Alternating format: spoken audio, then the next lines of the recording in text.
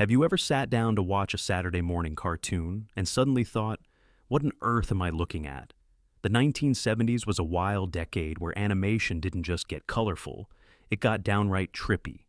Bright colors, strange plots, and dreamlike worlds left kids both fascinated and slightly confused. But were these shows really meant for children, or something else entirely?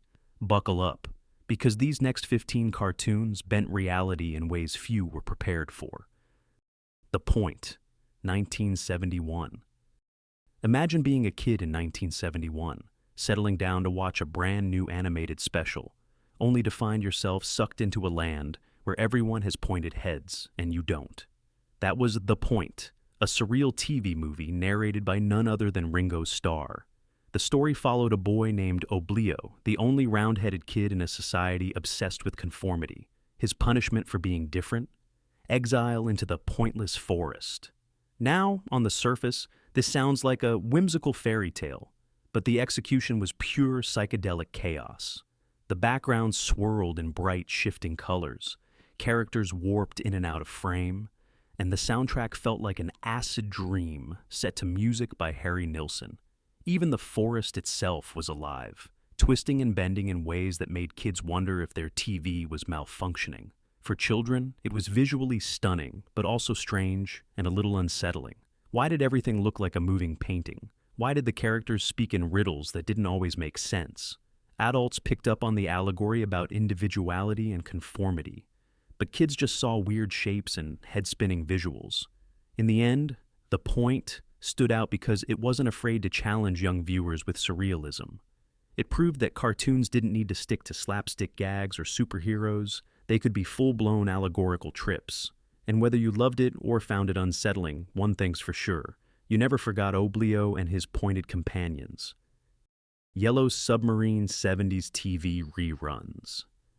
Yes, technically Yellow Submarine debuted in 1968, but its legacy lived on through endless TV rebroadcasts in the 1970s, warping the minds of an entire generation. The Beatles' animated Odyssey wasn't just a cartoon. It was a full-blown journey through a surreal universe filled with blue meanies, flying hands, and landscapes that seemed designed by someone doodling during a daydream. The film dropped kids into Pepperland, a paradise under siege by the meanies, and followed the Fab Four as they hopped from one bizarre world to another. The art style alone was enough to scramble young brains. Kaleidoscopic colors, characters stretching and bending like rubber, and backgrounds that looked more like Salvador Dali paintings than Saturday morning fare. And then there was the music. Songs like Lucy in the Sky with Diamonds and All You Need Is Love weren't just catchy, they became visual experiences, each sequence exploding with hypnotic imagery. For kids expecting Tom and Jerry-style antics, this was overwhelming. Imagine being 6 years old and trying to figure out why a monster made of nothing but holes just swallowed another monster whole. Parents often dismissed it as that Beatles cartoon, but to young viewers, it was both enchanting and confusing. Was it a fun story? Yes. Was it also nightmare fuel wrapped in rainbows? Absolutely. By the time reruns played through the early 70s, Yellow Submarine had cemented itself as one of the most psychedelic experiences ever beamed into living rooms. It wasn't just weird for kids, it was a kaleidoscope fever dream that no one forgot.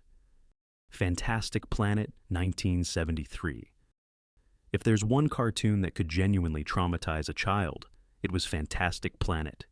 This French-Czech masterpiece from 1973 was as far from Saturday morning antics as you could get. Its visuals were beautiful, haunting, and utterly alien.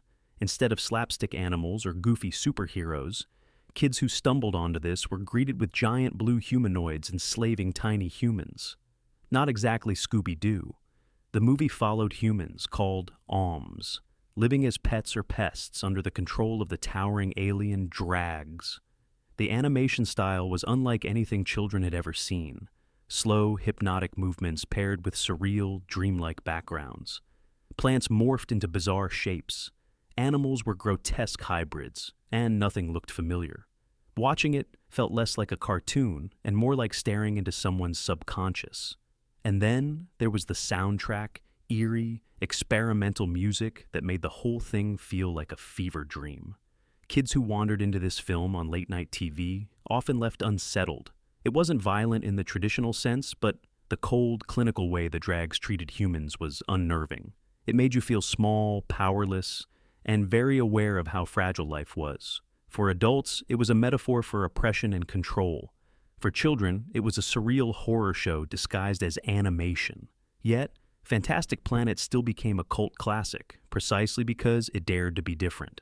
It showed that cartoons could be art, philosophy, and nightmares all rolled into one. But, let's be real, no child who watched it ever forgot those giant blue faces staring straight at them. The Jackson 5, 1971, 1973.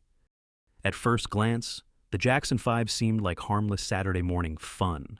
A cartoon about the wildly popular Motown group, complete with catchy songs and groovy adventures. But once you looked past the bubblegum exterior, this series was a psychedelic roller coaster that left plenty of kids wondering what they'd just witnessed. Each episode blended standard band-on-the-road plots with wildly surreal interludes. One moment, the Jacksons would be rehearsing for a concert. The next, they'd be floating through rainbow-colored space, chased by abstract shapes that pulsed to the beat of their songs. The show constantly broke the rules of reality. Doors opened to nowhere, characters shrank or expanded without warning, and backgrounds swirled in psychedelic patterns. The music sequences were the centerpiece, each one essentially a mini music video, drenched in kaleidoscopic visuals. Songs like ABC and I'll Be There were paired with animated dreamscapes that felt like stepping into a lava lamp. For kids, it was both mesmerizing and bewildering. Was this supposed to be a story, or were we just along for the ride inside a rainbow? What made it stranger was the lack of logic. Characters popped in and out without explanation. Entire worlds shifted in seconds, and problems were solved in ways that made zero sense. It was less about narrative and more about mood, and that mood was pure Technicolor chaos. While parents saw it as a harmless musical cartoon, the Jackson 5 was secretly one of the most psychedelic experiments ever to hit children's television. It was fun, it was weird, and it made sure kids never heard "I Want You Back" the same way again. The Banana Splits Adventure Hour, 1968 to 1977. Nothing screams psychedelic oddity quite like the Banana Splits Adventure Hour. Originally launched in 1968, it ran into the 1970s through reruns, confusing and delighting an entire generation of children. At its core, it featured 4 costumed animal band members, Fleagle, Bingo, Drooper, and Snorky, who hosted a variety show. But if you were expecting friendly mascots like Mickey Mouse, you were in for a shock. The Banana Splits looked cheerful enough, but the show's actual vibe was pure chaos. Between live-action slapstick and bizarre animated segments, kids were bombarded with rapid cuts, surreal skits, and color-saturated sequences that felt like they belonged in an art film. The costumes themselves were unsettling. Oversized heads with permanent grins that made the characters look both friendly and creepy at the same time. And then there were the music videos. The Banana Splits performed pop-rock songs against swirling backgrounds, with visual effects that would make even a lava lamp blush. Add in slapstick chase sequences, sudden cutaways to unrelated skits, and surreal sound effects, and you had a recipe for confusion. To young viewers, it was hard to tell if this was comedy, music, or an unintentional nightmare. Parents thought it was harmless bubblegum fun, but many kids quietly wondered why they felt so uneasy watching Fleagle and friends cavort through neon dreamscapes. Still, the Banana Splits Adventure Hour became a cult favorite. Its bizarre blend of costumes, music, and psychedelic editing carved out a permanent place in TV history. Too weird for kids? Absolutely. Too memorable to ignore? Without a doubt. Here Comes the Grump, 1961 to 1971. On paper, Here Comes the Grump sounded like classic Hanna-Barbera-style fun. A grumpy wizard trying to stop a cheerful princess from finding happiness? Simple enough, right? But the way this show was executed turned it into something far stranger than most kids were ready for. Every episode whisked viewers into a bizarre fantasy world, where landscapes bent logic and characters looked like they'd been sketched by someone half asleep during a daydream. Mountains swirled like soft-serve ice cream, castles floated in impossible ways, and the skies constantly shifted colors. The Grump himself, a squat little wizard with a dragon sidekick, seemed less menacing and more like a distorted cartoon from a fever dream. What made it particularly psychedelic was the sheer randomness. One minute, Princess Dawn and her companions were navigating enchanted forests. The next, they'd be trapped in a world where the laws of physics didn't exist. Backgrounds pulsed with color, transitions swirled like kaleidoscopes, and entire episodes sometimes felt like looping visual experiments rather than straightforward plots. Kids expecting Scooby-Doo-style mysteries or Flintstone-style laughs were often left baffled. The Grump's world was not meant to make sense, and that was the point. The show captured the chaotic energy of a child's imagination, but dialed it up to 11, leaving parents scratching their heads and kids somewhere between delighted and unsettled. Though it ran only a short time, Here Comes the Grump remains one of those shows that people vaguely remember but can't quite describe. And that's the beauty of it. It wasn't supposed to be clear. It was supposed to feel like you just cracked open a storybook while drifting into a colorful dream. Mission Magic, 1973. When you hear that a Saturday morning cartoon starred a young Rick Springfield, you might assume it was just another harmless music tie-in. But Mission Magic wasn't just a pop star vehicle. It was a Technicolor fever dream dressed up as a kids' show. The plot revolved around a hip teacher, Miss Tickle, who had a magical ring that transported her students, and Rick Springfield himself, into alternate dimensions.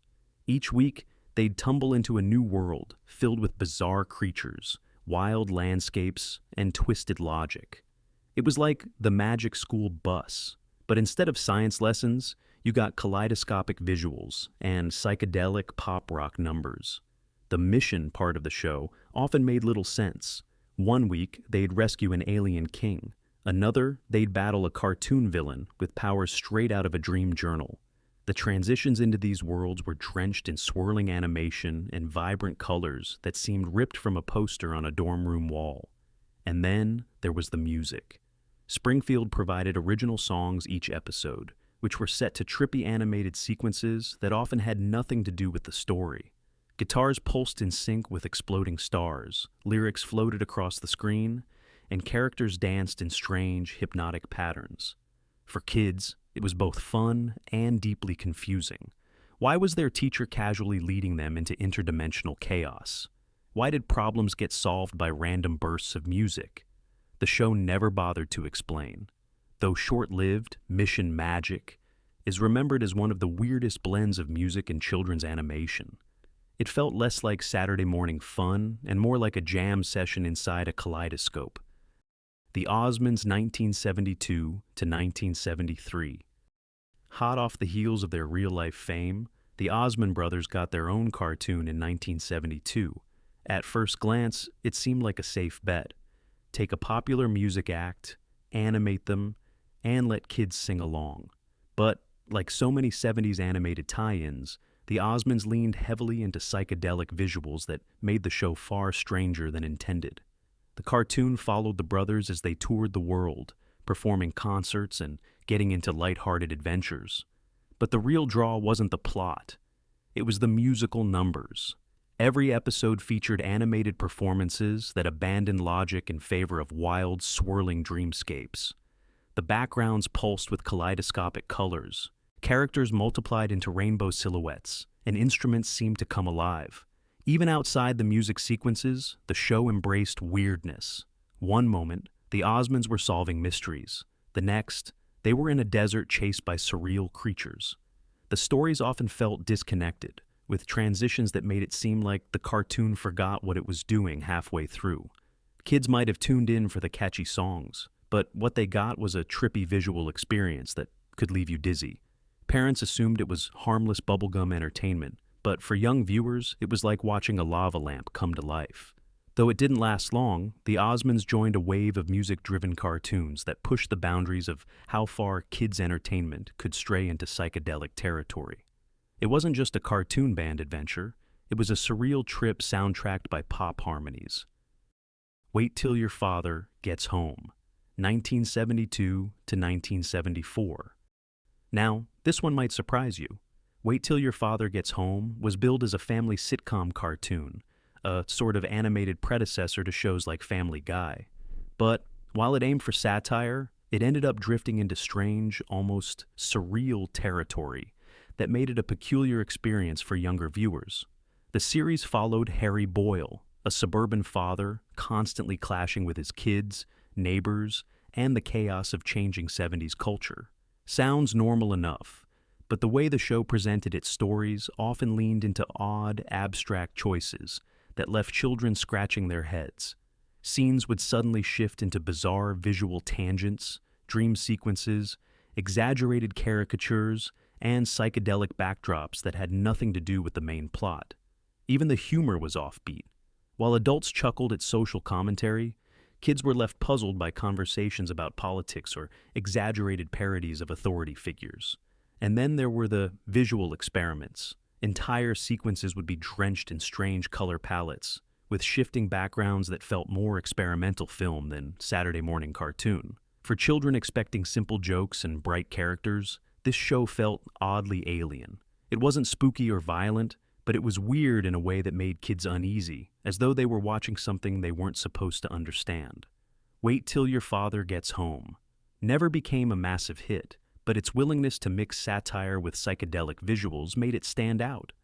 It wasn't just another family cartoon, it was a strange cultural time capsule that kids found more confusing than comforting. Groovy Ghoulies, 1970 to 1972. When you mix a haunted house full of classic movie monsters with slapstick humor and music videos, you don't expect it to be unsettling, but Groovy Ghoulies was far from ordinary. This cartoon gathered Dracula, Frankenstein, and the Wolfman into a rock band and cranked the volume all the way up to bizarre. Each episode had the Ghoulies performing songs with trippy visual backdrops, complete with colors swirling like melted crayons and backgrounds warping in rhythm to the beat. Think Scooby-Doo, but dialed into psychedelic chaos. Characters didn't just crack jokes, they morphed, stretched, and broke into nonsensical routines that felt more like stream-of-consciousness doodles than scripted television. The humor was fast, zany, and often surreal.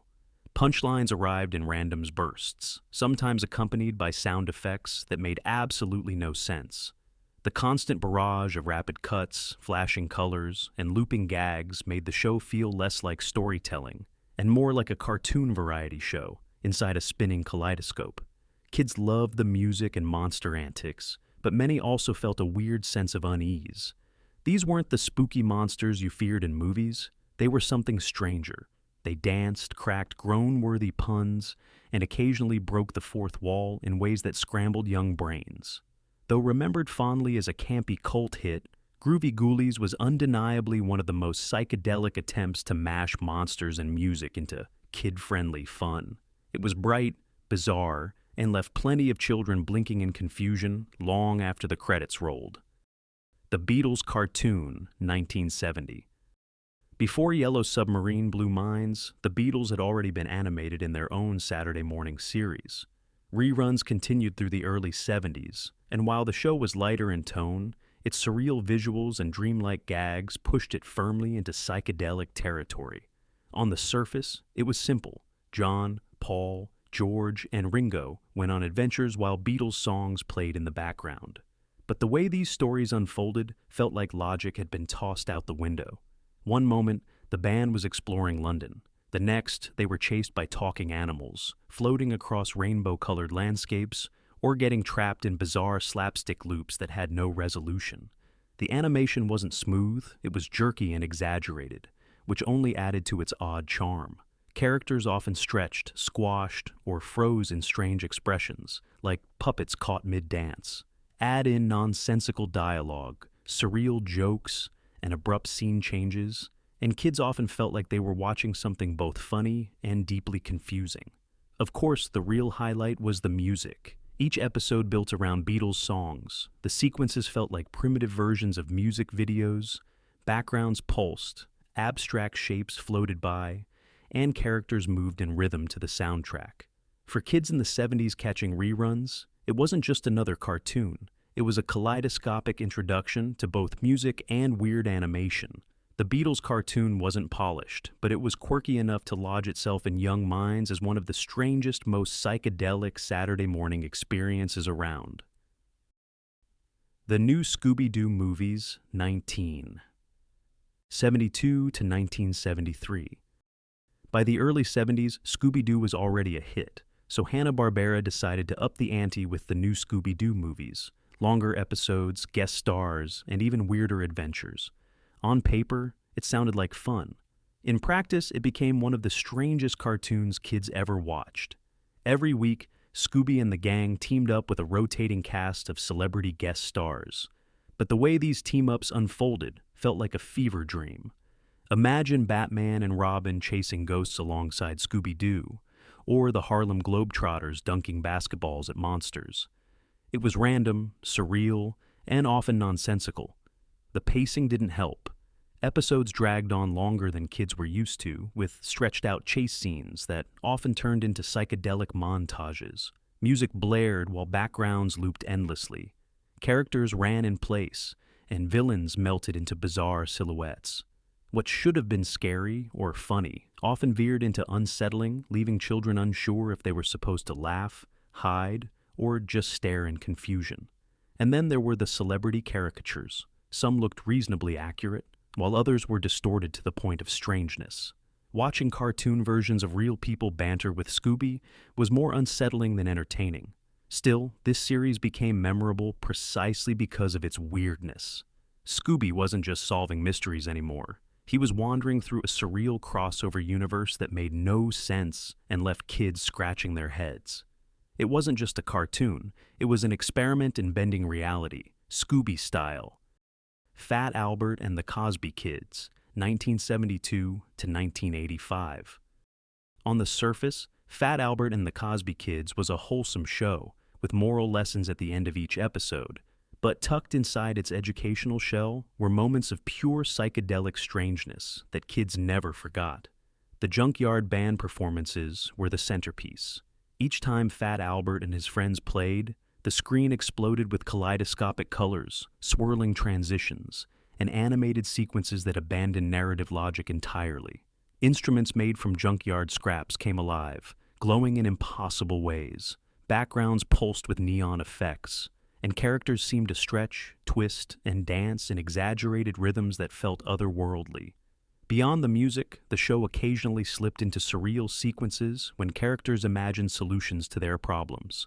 Suddenly, the junkyard would transform into a dreamlike stage, filled with flashing lights and cartoon exaggerations that looked like something out of a psychedelic short film. For kids, the sudden shifts between down-to-earth storytelling and hallucinatory visuals were jarring.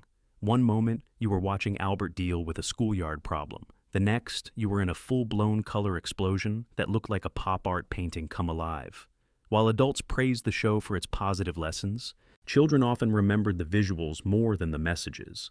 Those surreal band sequences burned themselves into memory, proving that even an educational cartoon could sneak in some mind-bending animation.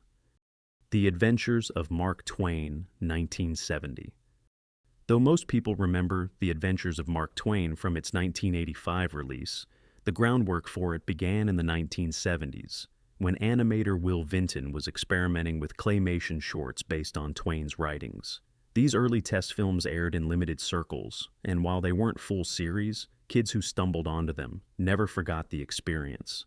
The animation was unlike anything on TV at the time. Clay figures moved with an uncanny fluidity, their faces stretching and morphing in ways that felt simultaneously lifelike and surreal. Landscapes shifted in dreamlike patterns, skies bent into swirling colors, and characters melted in and out of form. It was beautiful, but also deeply unsettling for young viewers who expected cheerful cartoons. Even the themes were heavier than most children's shows. Twain's writings dealt with big questions about life, morality, and humanity, and Vinton's claymation didn't shy away from portraying them in stark, bizarre visuals. Kids weren't sure if they were supposed to learn, laugh, or cover their eyes. Though not as widely seen as the other entries, these 70s claymation experiments left a mark. They pushed the boundaries of what cartoons could be, showing that animation could slip into the territory of art film and still capture the attention and sometimes fear of young audiences. The New Adventures of Huckleberry Finn, 1968 to 1970.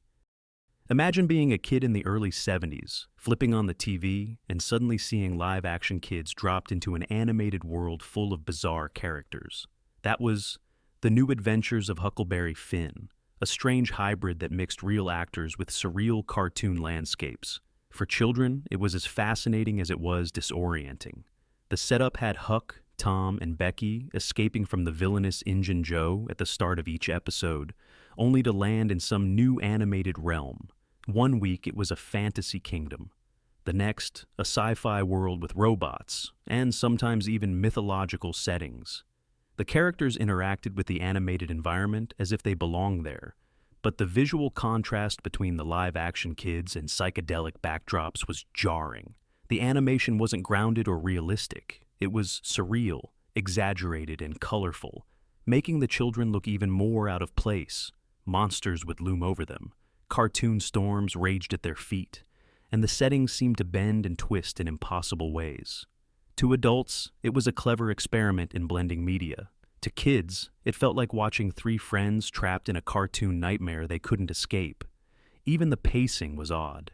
Stories often drifted into strange side adventures, with Huck and friends encountering talking animals, bizarre royalty, or mechanical contraptions that defied explanation. Looking back, it's easy to see why this series stood out.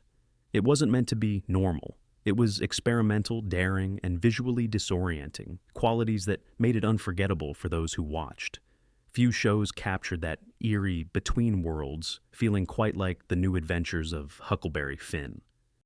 So there you have it, 15 cartoons from the 1970s that were just too strange, too trippy, and too downright weird for the kids who tuned in. Some were musical tie-ins, some were experimental, and others were just straight-up kaleidoscope fever dreams. But whether you loved them or sat staring in confusion, they left an impression you couldn't shake. Which of these psychedelic oddities do you remember?